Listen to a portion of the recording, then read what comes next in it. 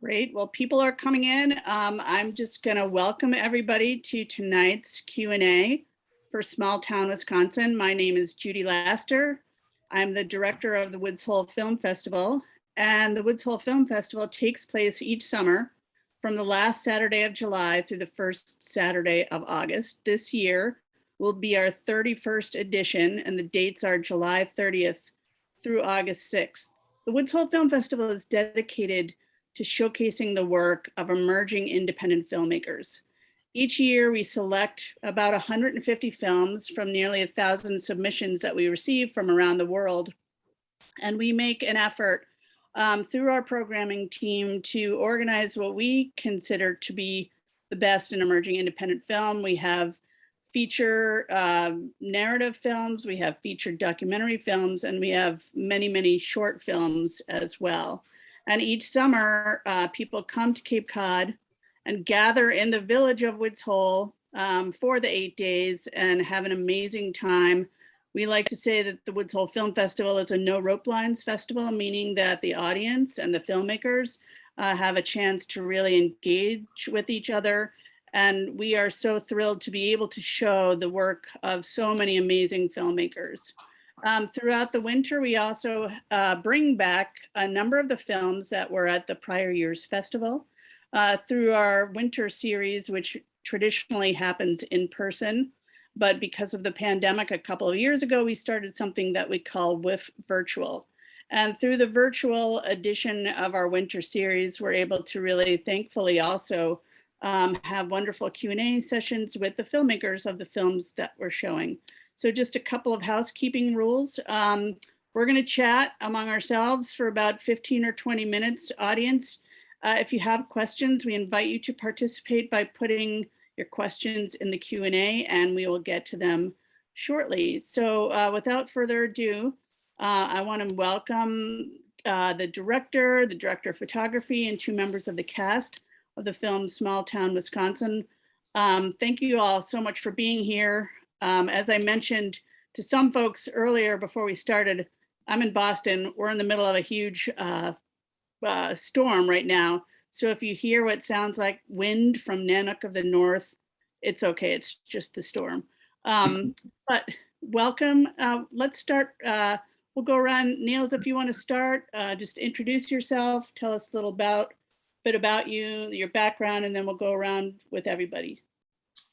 Hi, thanks everybody for joining us this evening, and hello to Mr. Sullivan, who has just joined us.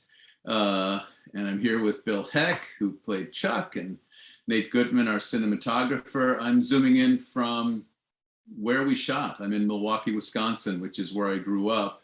And in fact, the house I'm sitting in was our rehearsal hall that a good friend of mine from kindergarten through high school donated to our efforts. So we really, this is a film that really required the whole community to get behind, to get made. And just about everybody in Milwaukee opened their doors and arms to this production, which was the only way we could really get this film done. So anyway, really pleased to be a part of Woods Hole. And again, thank you for the honor you bestowed on us at the last edition. We greatly appreciated the honor. So we're thrilled. Kick it over to whoever's next. Yeah, Nate, let's move over to you. Nate Goodman, director of photography. Why don't you tell us a little bit about also what that means for people who may not be completely familiar with that? So it just means I control all aspects of the movie while Niels is actually taking a back seat. And, no, that's my job. No, so yeah, so as the director of photography, I'm responsible for executing the director's vision. That requires us to work together during prep and to choose all the locations and really discuss narratively and artistically what we want to get out of the script. The script is delicious and it wasn't hard to do that. And then, on set, my function is sort of like Niels's chief of staff in a certain way. I'm like the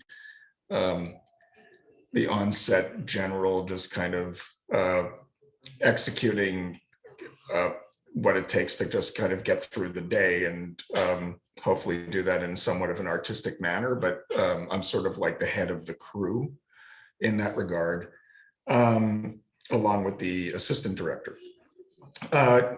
Bit of background is that Niels and I met in film school when my hair was dark, and we've been friends for years and years and years. And in a certain way, this movie was a little bit of like, maybe not the culmination, but like the beginning of the culmination of our friendship. And it was basically like 30 years in gestation, more or less, our working together, because we've both enjoyed careers that we're happy with, but unfortunately, for whatever reason, circumstances, we were never able to work together until now. So, and hopefully it won't be the last time. So, because we had such a good time. But I'm happy to take more questions later about specifics about the process. Yeah, and we're going to talk a lot about some of the sort of background and around this particular film. But no film happens without the people who are bringing it to life. And so Bill and David are two of the actors in the film. Everybody who's seen the film understands that. And again, if you have questions, please put them in the Q&A. We'll get to them. But let's start with Bill. Bill Heck, tell us a little bit about your background as an actor. You don't just do film, right? Yeah, that's right. I live in New York. I've done a lot of theater, sort of came up through the theater, and have been doing a little more film and television of late. But I try and get in and do as many pots as I can. And these guys found me in New York, and I gleefully came back to the Midwest, where I'm from originally. So it's been a real pleasure with these guys. Did a great job. And David, you are not a Midwesterner, from what I understand. I'm not. No, hi, I'm David. I played Tyler in the movie. I'm like, yeah, heck yeah, Texas. Look at that. Had two of my favorite words on that shirt. Heck in Texas. Awesome. Yeah, no, I'm from Texas, and I was like the third choice to play this role, and thank goodness everybody else was busy, or their agents just for whatever reason. I was actually the second choice, and I turned it down. Thank goodness he turned it down. And yeah, I was oh, I didn't even see. And yeah, we became a really, really close family really fast, and I'm so grateful for every one of these guys. Well, so let's go back to you, Niels, for a few minutes. This is such an obvious love letter to the Midwest, but it's also really ubiquitous in some respects, because the issues in the film, are really something that many people in small towns can relate to. The struggles, the interpersonal relationships. Where did this script come from? Well, great question. So, and you're right, it's both a love fest getting together with the people who made the film. I'm sorry, Kristen and Tanya can't join us tonight, but we really did become a family making this film, and I hope that shows up. I think it does. The script originally came to me through Alexander Payne, who is a UCLA classmate, was a UCLA classmate of both Nate and mine. And the original writer, Jason Nachek, grew up about, 5 miles west of here. And we tried to get the film made, over 10 years ago.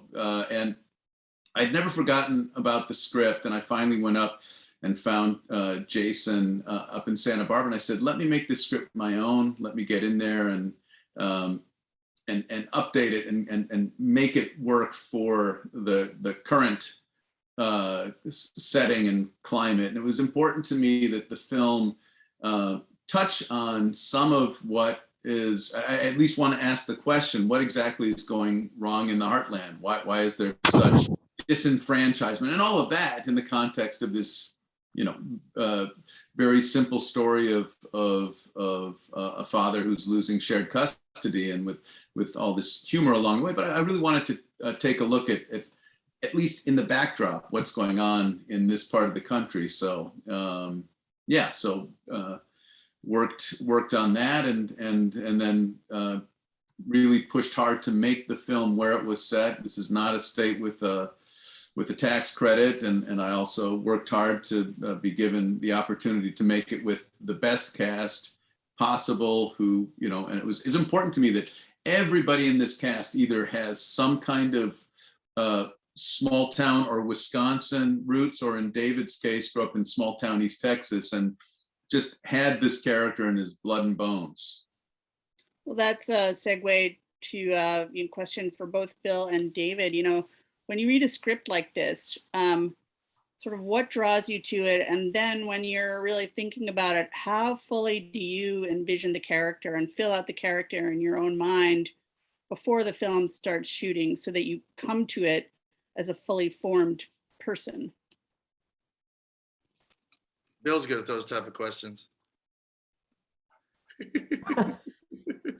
David's still trying to become a fully formed person. Yeah, David doesn't go fully formed. The reason why I became an actor is because I was hoping that I could learn how to act like a person.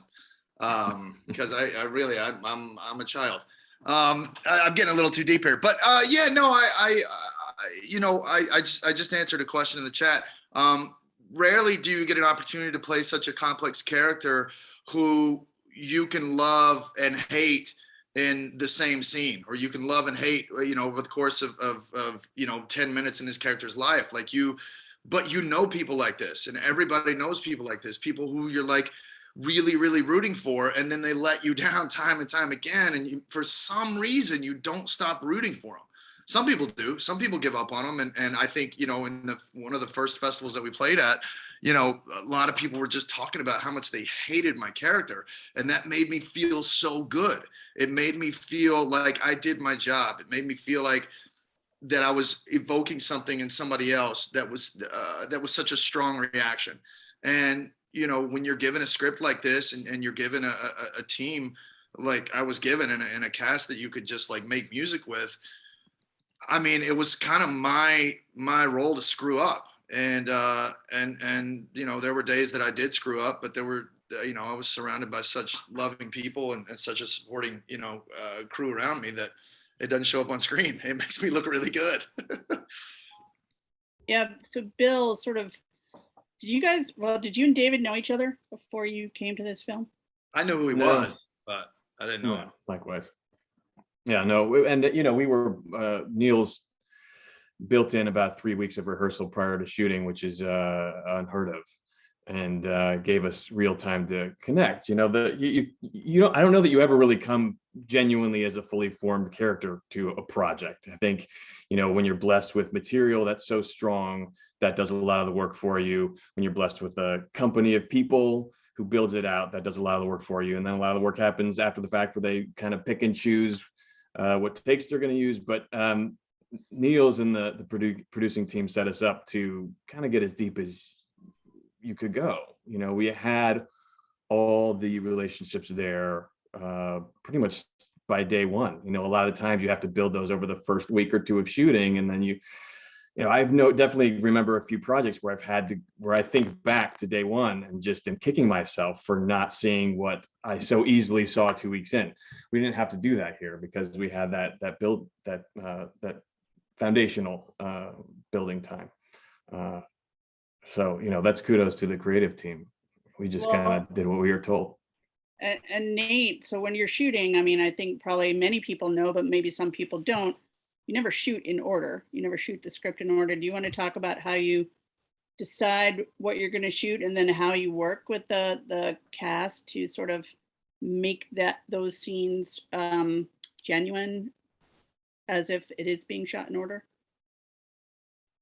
Yeah, one of the good things about this film was that Niels and I got to prep for a long time, right? So oftentimes I don't get as much prep prior to shooting So we were able to kind of figure out what the visual language for the film was going to be. And then also,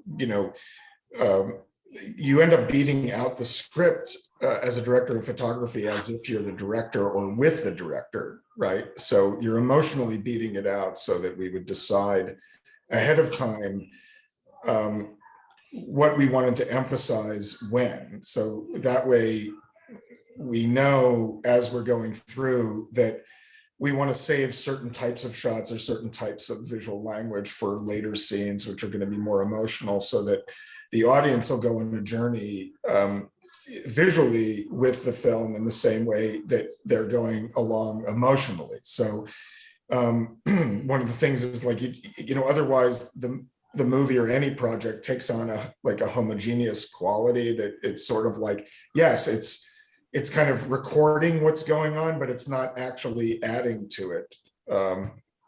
So when you're making it up as you go along without the prep, basically, then it's a little bit more difficult to track all of that. From an acting point of view, I mean, you would ask Niels how he did that, because the director's main responsibility at that point is to be able to track all of that stuff. And like David and Bill are tracking that, along the way. But with regard to whatever Niels's vision of the script was, and emotionally, like sometimes there are cases where the director has a different idea of what the actors should be doing at that particular moment in the script from the actors. And that's why it's really important for the director to kind of convey what that is to the actors. But from a DP's point of view, I'm part of that process too, but in a peripheral way with regard to how we're capturing that.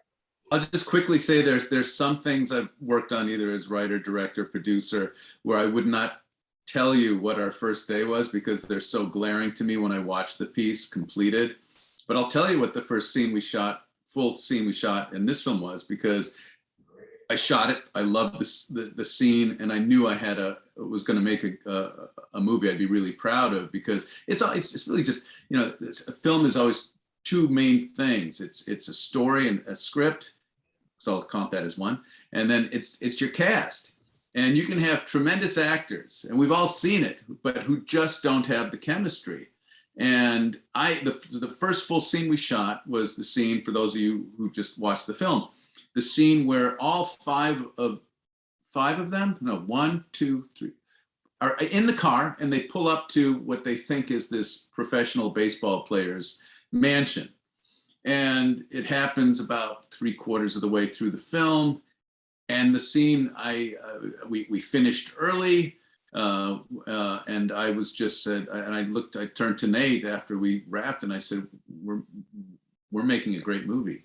This cast was just on it, and they were just all clicking, and it's just all the stuff. You put all the time in rehearsal and all that, but then ultimately you've got to have that that spark and have a cast that just is, just internalizes these characters. And I still when I look at Bill and David the first time, I always get very excited seeing them on a Zoom. But I first see Chuck and Wayne as they just so inhabited these characters. So, but yeah, that was the first scene we shot, and it was just I knew right then I had a movie. We're going to get to the questions from the audience in a sec, but Bill and David, you guys obviously have a chemistry. What was it like working with Cooper to sort of bring him into the fold? It was great. Yeah, I mean, yeah. It's tricky. They tell you never to work with kids and animals if you have a choice. And Cooper, I was fortunate enough to get to see his audition and kind of be there. And I was hoping that Niels would end up picking him. And it was no doubt that he was the person for the role.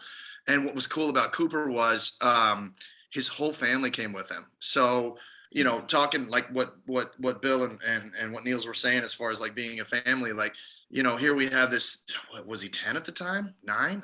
9. Really, yeah, 9 at the time. Yeah. And he brings his whole family, and they stay in Milwaukee right near us, and they invite us to dinner, and we load up in their minivan, and they're all in like the same little apartment. Meanwhile, they have a house in like Simi Valley with 10 bedrooms, but then they come to Milwaukee and they're all staying in the same little apartment, and they're all sleep in the same room, and it was just so cute and so fun. And I think he felt safe and loved, and you know, anytime, I mean, not just kids, but anybody, whenever you feel that way, you're kind of operating at your best. And he just brought his best every day, and he was just so fun to play with. He would improv. He would like do things that I was like, geez, how do you have the courage to ask for that? It's like, Niels, can I just get one where I kind of do something different? I'm like, well, I haven't even asked for that. And Neil's fashion, he's like, yeah, let's do that. So he was great. David made a point during our weeks of prep and rehearsal of just hanging out with Cooper, and you know, walk along Lake Michigan, tossing stones and chatting, and they built that relationship that you see on screen. Yeah, and the kid has a resume longer than David and mine put together, so he was very comfortable already, which I think actually went a long way to what you see. Guys, I'm sorry, I gotta take off. I love you all very much. Thanks everybody Really for coming. see you, Thanks for Bill. having us all. Joining us. Much love. Love you. All right, take care. Yeah, in fact, you know, one of the scenes when Wayne first picks Tyler up and they're driving first in the car, and we just had the camera rolling, like we just kept the camera rolling while we were waiting to call action, and like David and Cooper are just kind of screwing around basically, But in character. But in character, with like Niels and, you know, we're just like, oh yeah, and it's all in the movie. Like it wasn't designed as an ad lib. It wasn't. Well, that was David's leadership. David, when we weren't rolling, would work to stay with Cooper in character. So it was, you know, it wasn't Cooper and David. It was Tyler and Wayne, and there's some real gems that made it into the film because of that. But Cooper was able to do it. That's the main thing. Is like, you know, it's like not all kid actors are able to do stuff like that. So yeah, you're right. So yeah, they oftentimes talk about the other sort of character of Wisconsin. You know, tell us a little bit about Wisconsin. I think you said, I'm not sure if everyone saw it, that in creating the community, you put together 3 towns. Well, you can tell, you said. I can't read and talk at the same time. Yeah, well, so it was really important to me. I wanted this film to feel authentic, certainly from a character point of view, and that just required casting great actors. And then I just wanted to feel like this, you know, I can always tell when a film is shot in Georgia, meant to be Wisconsin or Canada. It just, Wisconsin has its, well, I mean, all across our country, there are culture shifts, and people ask me, well, tell me about Wisconsin culture. Well, I can't exactly break it down. But you know, there's so many different things that shift a culture, even shift block to block and neighborhood to neighborhood. But I really wanted my actors, as David and Bill mentioned, to be able to kind of soak in Wisconsin for 3 weeks before we shot. And I also just wanted to be able to film some of the iconic scenery of Milwaukee, and it's just it's a place that isn't shot very often, and so it required very little convincing of our financier, which is a testament to both his generosity as well as his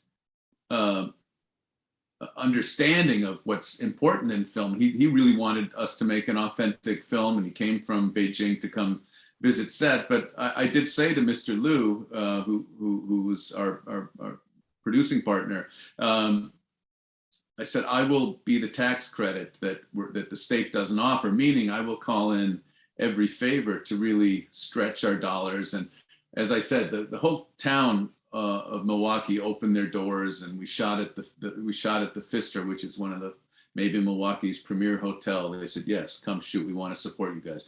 Come to the state fair, and they really helped us shoot. So suddenly we have a cast of thousands of extras. But I just think it matters. I think you want to shoot parts of our country that don't get seen that often. And you know, I would say to other filmmakers, do your damnedest to try to shoot not just where the tax credits are. If you can make it work, stretch the dollars elsewhere, because it's a big country. It'd be nice to see a bit more of it and dig into some of those stories. That's a really good point, because you know, tax credits have really changed the dynamic so much for how, you know, companies decide where they're going to shoot a film. But a film like this, I think, really may not have worked somewhere else in the same way. The authenticity of it, both from just the execution, the final product of the film itself, but the story, as I said initially, I mean, the story is one that I think probably resonates with so many people who live in other parts of the country where there are small towns and people are having challenging times with the economy and just really the structure that we are living in. I mean, I know this was made before the pandemic, obviously, but it seems like this story is one that I would imagine, and you tell us, resonates everywhere. When you've taken the film around to either other festivals or shown it elsewhere, what has the response been? David, you want to hop in on that? Sully? What's that? You want to take that one? Or Well, I mean, a small town is a small town. Yeah. David's been to so many. David's been to a few more festivals, so he can speak. Got it. Yeah. Yeah. Well, I mean, a small town. I mean, you kind of said it, Judy. Like a small town is a small town. And I think why Niels trusted me in this role is because I am from a small town, and I identify as a person who, you know, a lot of my roots are small town roots. And, you know, you can find a small town anywhere in the world. And I just think that, you know, this could have been called, you know, small town Texas or small town Montana or small town Oregon. Like, I feel like, you know, this movie was special to Niels because, you know, he's from that area. But like, if you just change the script out or the title out with a different state, like, you know, these people. And you know, when I read the script, I just felt like, yeah, I know this guy. So, and a lot of times in the small towns, you know, you don't have, I don't know, I don't like to say the resources but you don't have the same mentality that people in the larger towns have, because you don't have access to things. You don't have access to different types of people. You're only interacting with people in and from that small town. So I don't know. I love it. I mean, that's why I love the movie so much, because I think it relates to anybody who's ever visited or lived in or even heard of a small town. Yeah, and I think the reaction that I've seen from the festivals I've gone to is kind of like what you're getting at and what David's just getting at, Judy, that people really do identify regardless of what part of the country they're from. There's been a lot of identification with the film, and in fact, what part of the world? Or part of the world. I was going to say, like, I asked Mr. Liu when I met with him about financing the film. I asked him, I said, what interests you in making this is such an American film? He said, yeah, it is the way it's written now. He said, but Niels, he said, this is such a universal story. I imagine I'll remake it in China. I'm gonna what he saw was this father-son story at the center, and beyond that, a story of a family that has crumbled, but that starts rebuilding. And he said, I think this is very universal. I'll probably remake it in China. You know, the film also played, you know, we played in Brazil, and we played in Iceland, and we played in Nigeria, you know, and we played in Australia, you know, so like the good thing is father-son story, just like Mr. Liu had said, it's like, you know, resonates anywhere. What is the status of the film right now? It's out in the world. Has it been released theatrically? No. I'm happy to say we're concluding a deal, so I won't go into too much detail, but we are concluding a deal with a distributor. We're really excited that has come aboard to partner with us. They're excellent, and we're really excited. So you'll probably see the film released more broadly come springtime. What year was this film made? We just finished it. We were still finishing the mix as the pandemic hit, and then that put us off. So we didn't really finish mixing and everything until end of 2020. So, this is for all of you guys. When you start a film project, it's going to be it's going to be in your life for many years. It's not like you just, no film happens overnight, and no film happens and then you just move on to the next project and never think about it. But sort of give us some context in your own careers of where this film stands with other projects that you've worked on. Ooh, I mean, it's if you're lucky in this business, you'll make a living wage doing what you love to do. It's really, really hard to make a living as an artist, as a DP, as a writer, as a director. And I think Nate and Niels and even Bill would tell you, you can't just rely on one job. Like, you can have a job and it can be the best job in the world, but in 2 months or 3 months, whenever you're finished with that project, you do fortunately or unfortunately have to move on and try to get other work. But every once in a while, you have that one story that you get the opportunity to tell, and everything just lines up. I mean, from my first face-to-face meeting with Niels in a coffee shop was him telling me that my tape made his stomach hurt. And I was like, man, I'm going to hate this guy. But I got a strong reaction from him. And I knew that, okay, well, if I can make his stomach hurt by watching my terrible acting, then maybe we'll connect later and I can make his stomach feel good because I'm doing a good job. That's a different story. But no, it sticks with you whenever you have so many things line up, whenever you have a great group around you. And in Niels' a fortunate position, he was able to assemble a team, like he said earlier, that he really wanted to work with. Not necessarily the people who he thought that like, oh, they can give us, the biggest distribution, or they can give us the, I'll have the best opportunity to have the most eyeballs on this. He chose to tell the best story in the best way that he knew how. And I'm so proud and I'm so grateful that he did, because I was kind of joking that I wasn't the first choice, but I wasn't. And that's understandable, because like, you do want somebody really big and famous and is going to bring a bunch of eyeballs, but sometimes that person isn't the right actor. And I'm glad that he followed his gut and his heart, and he went with, me and Bill and Cooper and Tanya and Kristen. I'm just grateful for that. And it's going to stay with me for a really, really long time. And it has. I can keep talking. And Nate, you want to sort of talk about, you're now saying, yes, we're about to get this film released, but you've been working on this project for a long time, and sort of in your professional world, probably the director more than anybody, this is something that you are working with for years and years, as opposed to maybe the actors who come in, do the job and get to sort of move on.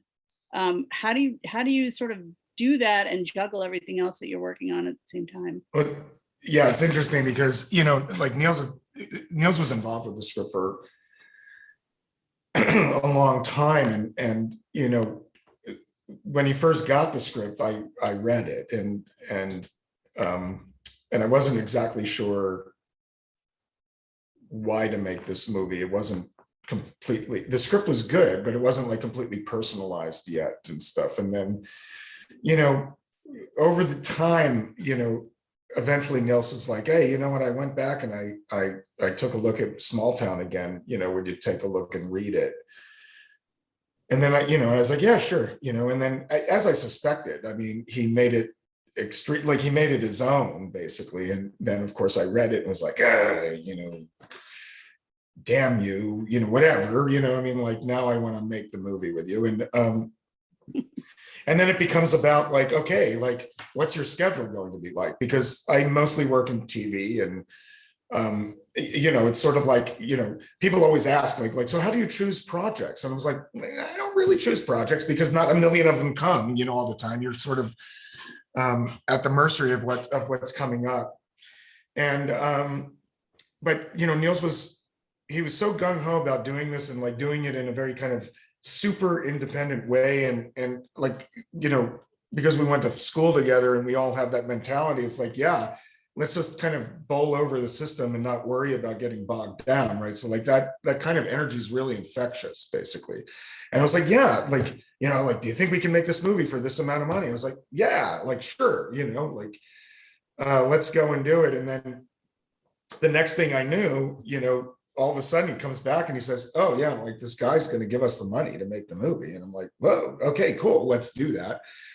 And then it was like, oh, well, I have this other project, like, can I do it? Whatever. And, you know, my wife and I consulted and like, we all decided like, no, I have to do this project, right? And ultimately, that's what you want. Like, we all got involved in this business to kind of do projects that were actually really dear to the heart, not just the ones that were going to be able to make money. You know, of course, we all have to make money to live.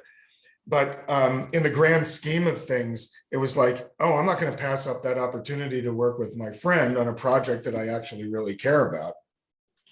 And quite frankly, all of my crew were the same, right? Like our producers did a masterful job of making the money go a long way.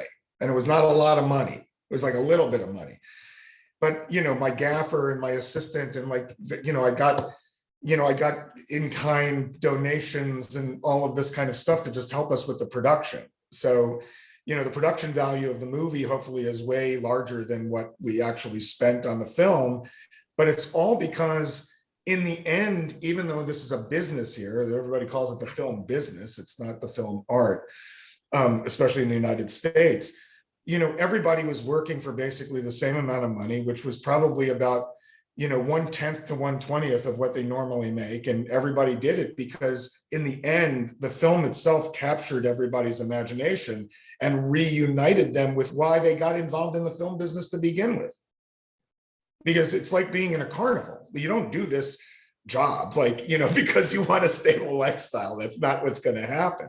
But in the end, they're doing it because, oh, I love movies and I really got involved in this movie business because I want to make these type of movies. Niels and I, you know, we started, you know, at the height of independent filmmaking, we all like, those were the movies we wanted to make. This is the kind of movie we wanted to make when we were in film school. David's first job was this type of movie, basically, right? You know, and the movie reconnected old guys with what that, you know, energy and excitement. Well, it's why Woods Hole is what you guys do is so important. It really is. And there's you guys and Cordillera, and there's festivals across the country where you guys really care about cinema. You know, you guys, I mean, the hours you guys put in to really find film and put together the programs you do.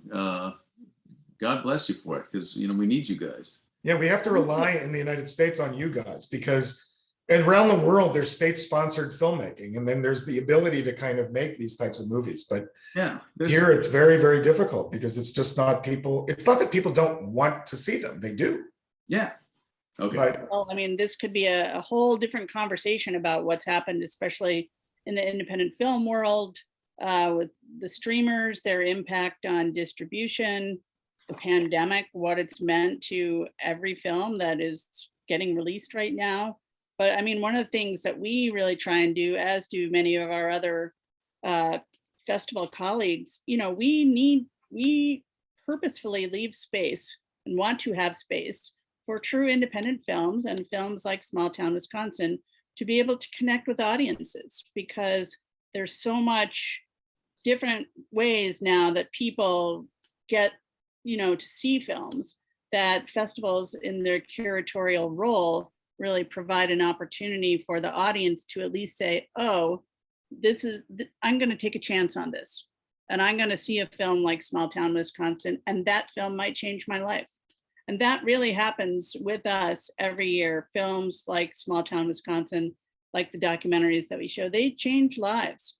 And so for us, you know, it really matters. And we're so honored to be able to show a film like this because we know how much work has gone into it. And we also know how many people, when they see it, will like it. And so, you know, thank you for making it. I just want to say for the audience, if you have any questions that you want me to ask, this is the time to put them in the Q&A. We have just a few more minutes, but just talk for a few seconds about casting. Niels, how did the cast come together? Yeah, so when I went to Shanghai and I met with Mr. Liu, who financed the film, and I said to him, it's let me, I'm doing a film about small town Wisconsin, tiny towns, I imagined, far to the north. And I said, I'd like it to feel authentic. And I said, and I'd really like not to have to think, oh, there is so-and-so in this film about, I just wanted to cast great actors, as I talked about before. And I wanted to just cast a wide net and find people like David Sullivan, who had small town in their blood and bones. And I got permission from, that's the first step. He said, it is a bigger risk and I'm willing to take it. Let's make a great film and have that be the bottom line agenda. To find a financier like that is almost impossible. I would say impossible in Hollywood. But Mr. Liu, guy who studied literature at Beijing University, he's a financier and producer who cares about the art of film, and he loved the script. And he said, go make the right film, get the right cast. And then I went to someone who had helped me try to put together the film in its first incarnation years ago, Nicole Abelera, great casting director in Los Angeles. And then she partnered with a local casting director here in Milwaukee. One of the key things to the success of the film was also finding folks to actually come and drive to the set from their homes here in Wisconsin. And we have a number of our day players and beyond who are all local Wisconsinites. And so I cast a wide net. In fact, Cooper was absolutely the right choice, and I couldn't have made the film without Cooper. That said, I did read 75 boys here in Wisconsin, or maybe close to 100 by the time I was done, in Milwaukee and in East Troy, which is a small town about 30 miles from here. And there were a half dozen boys who were really quite good. They weren't Cooper, but they were quite good, and I could have worked with them. And I was really impressed with the level of talent in Milwaukee. I'm sure, Sully, you felt the same way looking at some of these eyeballs from the folks here, right? Oh, absolutely. Yeah. And Braden was amazing. Like, Braden came in and played, he came in and played my nephew and just killed it. I mean, he was as good. I'm fortunate enough to get to teach acting classes here in LA sometimes. And he was right up there with LA actors who'd been in class for forever. I think he looked at the script and he was like, I'm going to do the best I can to tell this story. And he wasn't nervous, and he just, I mean, it's tough. It's tough to put together a cast the way that Niels did. And also you got to take your hat off to Niels, because the entire budget of this film is about what Niels would get paid to write a script in Hollywood. So it's like, we made this movie, we shot this movie almost 3 years ago, and we didn't finish it until like a year and a half ago. And the amount of time and love and attention, and same with Nate, that they're continuing to put in this small film that we made, it really makes me feel good, because he's moved on and he has to continue his living, and he has to do more work, but to continue to do whatever he can to get people to see this movie, it makes me feel really, really good, and it just makes me respect Niels even more. Thanks, David.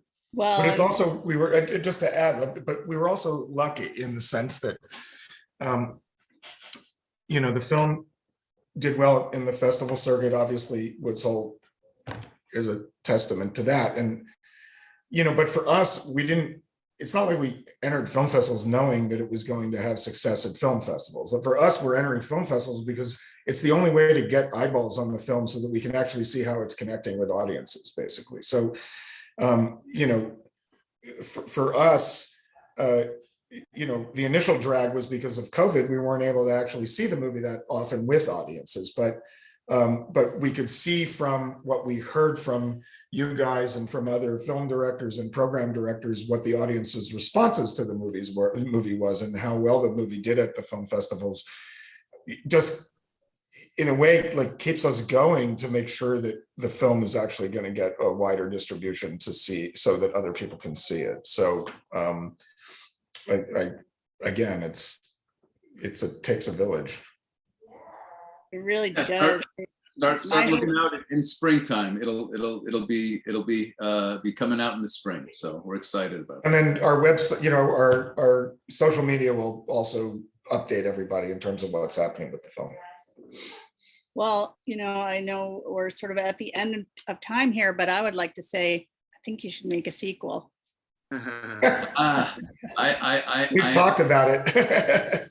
Yeah, well, I tell you, it might be different characters, but I have talked to everybody who was on tonight about doing the next one together, because that kind of chemistry between this cast, not just Bill and David and Cooper, but Kristen and Tanya, I really would like to get this group together again and sink our teeth into something new. Well, I think the group is great, but I also really feel like, there's so many different facets to this particular story that you could go in different directions with. I mean, not necessarily a sequel, but, a film that deconstructs life in America as we're living it right now from, a small independent film perspective, I think would be tremendous. So there you go. Thanks, Judy. Appreciate that. My 2 cents, and I'm not going to finance it. No, but you can write our blurbs for us. That would be good. I'll be your blurb writer. But thank you guys, and please let us know. Thank you to the audience for joining us tonight. Let us know, when you have news to share. We'll certainly share it.